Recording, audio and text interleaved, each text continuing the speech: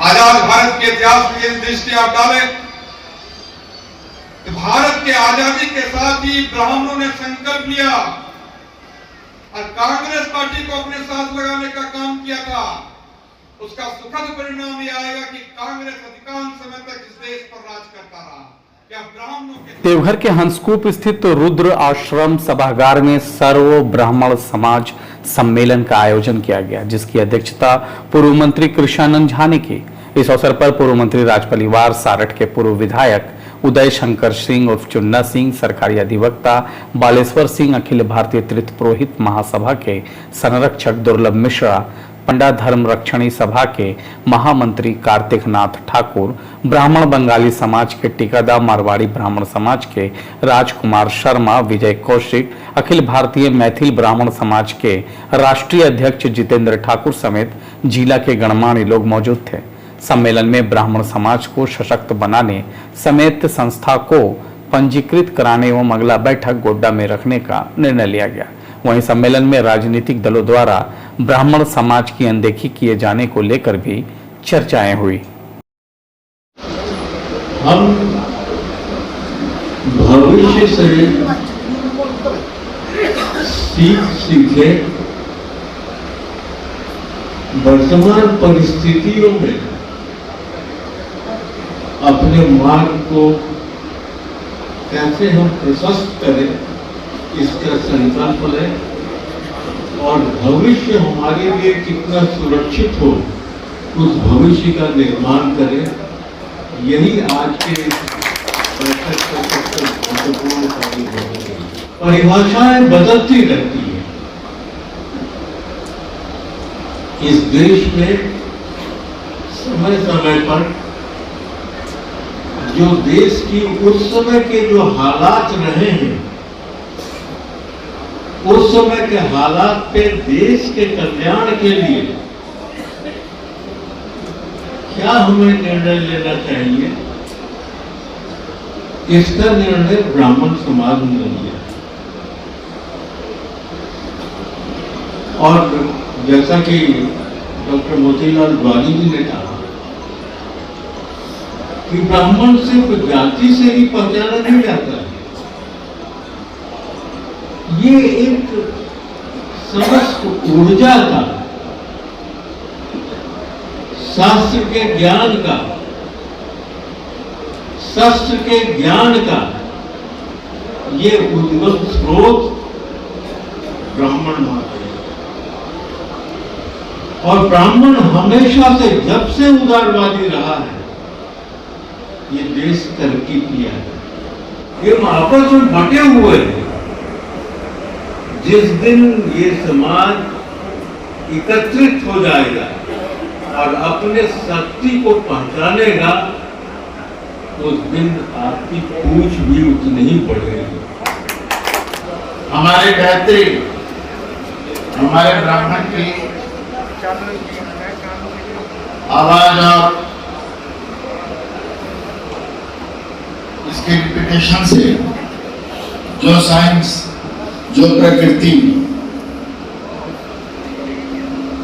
पारा को नहीं जमा सका, उसको इस ब्राह्मण के गायत्री ने जमा किया, जो विश्व आज भी रिसर्च कर रहा है।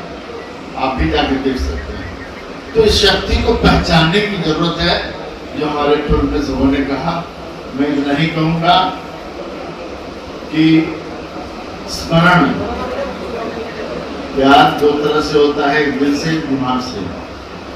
दिल से क्या होता है ये आप जानते हैं, और दिमाग से क्या क्यों होता है ये भी आप जानते हैं। तो दिल से रखिए, दिमाग शुद्ध काम करेगा।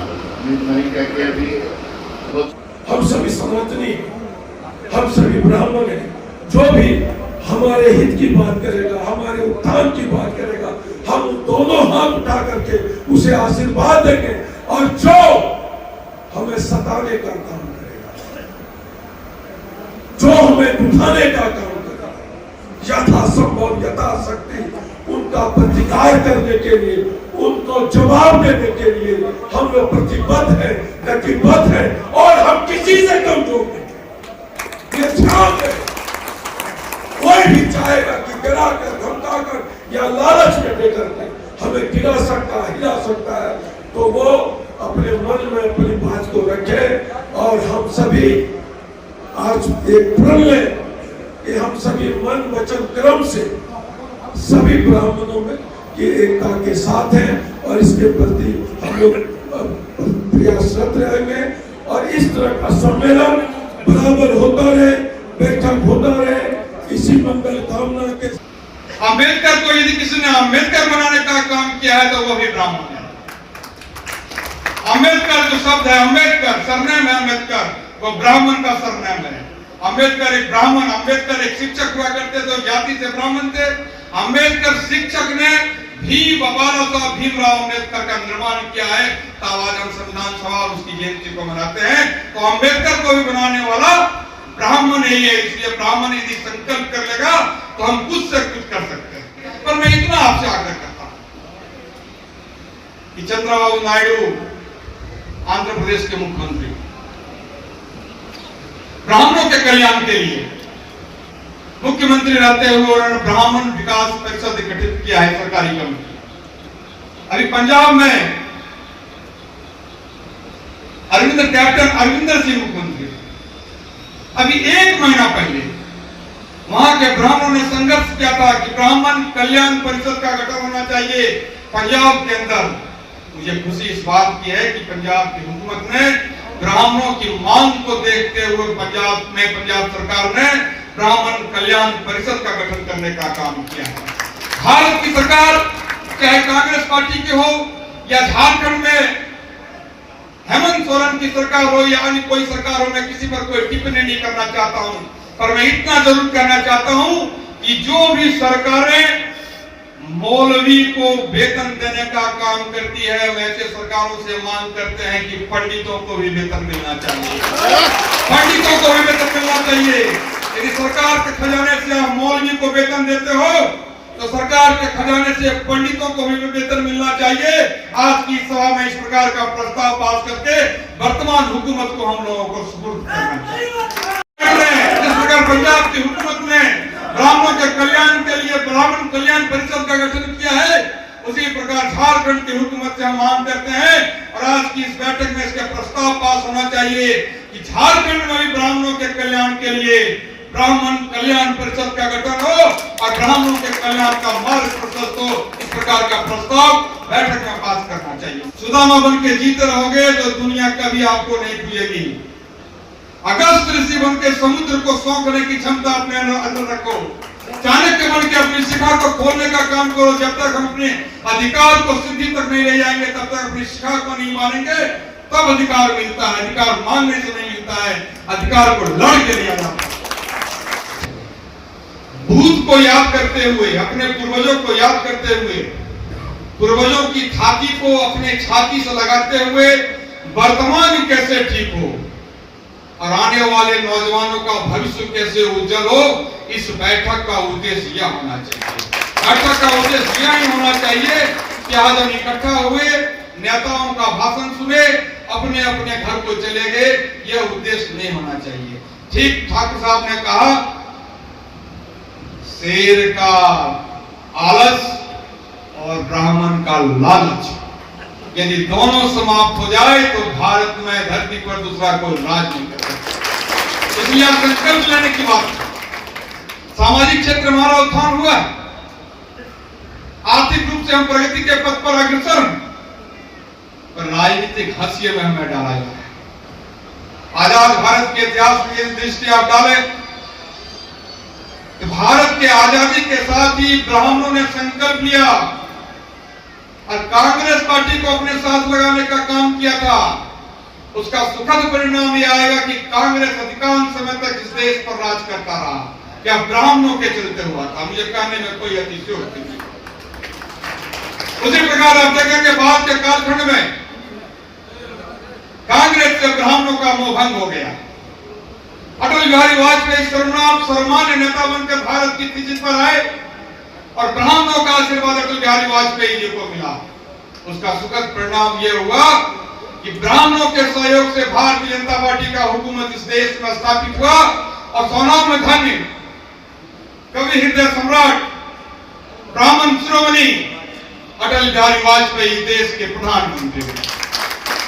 उसी प्रकार भारत के भिन्न भिन्न प्रदेशों में यदि हम दृष्टि डालेंगे, राजनीतिक दृष्टि डालेंगे, तो ब्राह्मण जिस पार्टी के साथ सटता गया उसकी सरकार बनती गई और ब्राह्मण जिस पार्टी से हटता गया उसकी सरकार हटती चली गई। उसके कई ऐसे उदाहरण पड़े। उत्तर प्रदेश में मायावती की चर्चा हम करते हैं। मायावती की सरकार तब तक नहीं बन पाई उत्तर प्रदेश के अंदर जब तक ब्राह्मणों का आशीर्वाद मायावती को नहीं मिला। ब्राह्मणों के आशीर्वाद मिलते ही उत्तर प्रदेश में मायावती की सरकार बन गई और ब्राह्मणों का आशीर्वाद हटते ही उत्तर प्रदेश में मायावती की सरकार समाप्त हो गई। मेरे मित्रों, बिहार इसका उदाहरण। कभी इसी बिहार की धरती पर भूरा बाल साफ करो के नारे भी लगे, कभी इस देश में तिलक तराजू और तलवार को जूते मारो चाहे इस प्रकार के भी नारे लगे, लेकिन हम अपने वजूद की रक्षा के लिए सदैव संघर्ष करते रहे। तिलक तराजू और तलवार इनको मारो जूते चार यह नारा लगाने वाले राजनीतिक हंसिये से नीचे चले गए, लेकिन उत्तर प्रदेश के अंदर ब्राह्मणों का वजूद बरकरार है। और यदि आज सबसे ज्यादा ब्राह्मण एमएलए और एमपी कहीं है तो उत्तर प्रदेश के अंदर है। इस प्रकार ब्राह्मण का वजूद उत्तर प्रदेश के अंदर। आज आजादी के बाद एक सुयोजित तरीके से हम लोगों को पाछे फेरने की योजना आज तक चली आ रही है। हमारे पास ज्ञान है, हमारे पास योग्यता है और हमने अंग्रेजों के शासन से लेकर के उस समय भी प्रशासनिक सेवा हो, शैक्षणिक सेवा हो, हमारी आबादी कुल हिंदुस्तान में 3% थी और हम 79% शासन में रहते थे। क्योंकि हमारी योग्यता थी, हमने इस देश को चलाया है और आज नहीं चलाया है। इतिहास लिखा हुआ है कि अगर राजा क्षत्रिय होगा तो जब तक ब्राह्मण महामंत्री नहीं होगा उस राज्य का कल्याण नहीं हो सकता। और ये परंपरा चलती आई। इस देश के लोगों ने पंडित नेहरू को पहले बागडोर दी, देश बढ़ा। इस देश के लोगों ने, हमारे चित्पावन ब्राह्मण थे जो भी चर्चा हो रही थी, महाराष्ट्र के मोरारजी भाई देसाई, उन्होंने इस देश को बढ़ाने में काम किया। अटल बिहारी वाजपेयी बढ़ाने में काम किया। हमने इस देश को दिया है, हमने लिया कुछ नहीं है। लेकिन आज हम उपेक्षा का शिकार हो रहे हैं। और आज की बैठक को करने का और सबको एकत्रित करने का मूल विचार ये है कि हम जो राजनीतिक स्तर पर जो हाशिए पर ठेला जा रहा है उसके लिए एकाग्रता जरूरी होता है, एकता जरूरी होता है। और जब जब हाशिए पर ठेलने की ब्राह्मण की बात होती है तो परशुराम का फरसा स्टार्ट हो जाता है। लेकिन ध्यान रखिएगा, चाहे जो भी हो, जिस दिन परशुराम का फरसा चलेगा तो सत्ता पर रहने वाले जिसको आजकल क्षत्रिय कहते हैं उसको समाप्त करने में देरी नहीं लगेगी। हमारे लिए जितने भी प्रकार के सर्व ब्राह्मण हैं सबको एकत्रित हों और एकत्रित होकर के एक राजनीतिक इच्छा शक्ति के आधार पर कि हमारी राजनीति अभी भी है, हम भले ही संख्या में कम है लेकिन सरस्वती का आशीर्वाद, वेद का ज्ञान और ब्रह्मा जी का वर्चस्व होने के चलते आज हम अगर 10 आदमी को एक गांव में कहेंगे कि इसको वोट दो, मतदान करो, तो वो 10 आदमी हमारे बात पर मतदान करेगा। नेताजी के भाषण पर नहीं, इतनी ताकत आज भी ब्राह्मणों में है। इसलिए मित्रों, आज जो है एकत्रित होने की आवश्यकता है। सारे भेद को भूलिए, विभक्तिकरण खत्म कीजिए और सब मिलकर के जो आने वाला आ रहा है और जो भी आपदा आने की संज्ञा हो रही है, हम लोग का अस्तित्व मिटाने का सुनियोजित षड्यंत्र रचा जा रहा है। और ये मुखौटा बन करके बैठा हुआ है कि आजकल आकर के अखबार में भी आपने देखा, आज भी हमने देखा, व्याकुलता बहुत ज्यादा हो गई है। अरे भाई, ये ब्राह्मण लोग कहते हैं आपको व्याकुलता का, आप भी ब्राह्मण जाइए, आपको तो नहीं बोला रहता। लेकिन ऐसी व्याकुलता क्यों? हम तो अपने अस्तित्व की लड़ाई लड़ रहे हैं और आप अकेले ब्राह्मण होकर के और इस राज्य को नेतृत्व नहीं कर सकते जो आपका सपना है इस राज्य का मुख्यमंत्री बनने का। आपके पीछे जब खड़ा होगा लगेगा और नहीं तो आप भी हाशिए में चले जाइएगा। ये ध्यान रखिए, मैं किसी के विषय में नहीं कहना चाहता, लेकिन इतना जरूर कहूंगा आप लोगों से कि प्रत्येक गांव में, प्रत्येक कस्बों में, प्रत्येक मोहल्ला में अपने लोगों की एक बैठक होनी चाहिए और अपनी अस्मिता पर विचार करना